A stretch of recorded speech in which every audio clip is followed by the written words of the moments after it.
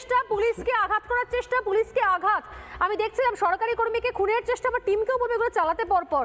খুনের চেষ্টা, সরকারি কর্মীকে আঘাত, সরকারি কর্মীর ওপর হামলা, বিএনএস 190 অবৈধ জমায়েত, বিএনএস 191/2 হিংসায় মদত, এগুলো কোথায় হয়েছে? সরকারি কর্মীর ওপর হামলার ঘটনাগুলো ঘটেছে কোথায়? ভিডিওগুলো কোথায়? এটাই তো হচ্ছে প্রশ্ন, যে আপনি সরকারি কর্মীকে যদি সত্যিকারের আঘাত করেন তাহলে আপনাকে কেউ কিছু বলবে না, যদি আপনার পেছনে তৃণমূলের জান্ডা থাকে। আপনি অনুব্রত মণ্ডল যদি হন, আপনি পুলিশের মা বোন তুলে গালাগালি দিতে পারেন।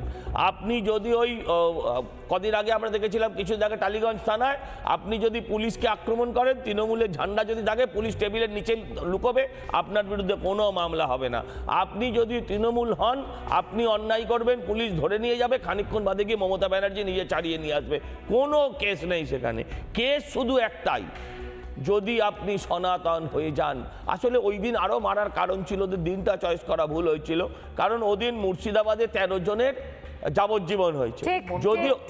যদিও সরকার যদি মমতা ব্যানার্জি দ্বিতীয়বার শপথ নেয়, ও যাবজ্জীবন আসামিরা কামদুনির মতন মুক্ত হয়ে যাবে।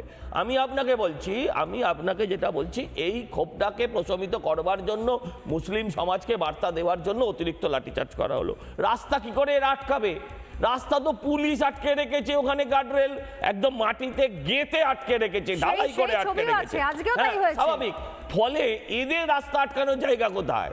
রাস্তা আটকানোর অপরাধে কাউকে গ্রেপ্তার করতে হলে পুলিশ কমিশনারকে করা উচিত, কারণ রাস্তা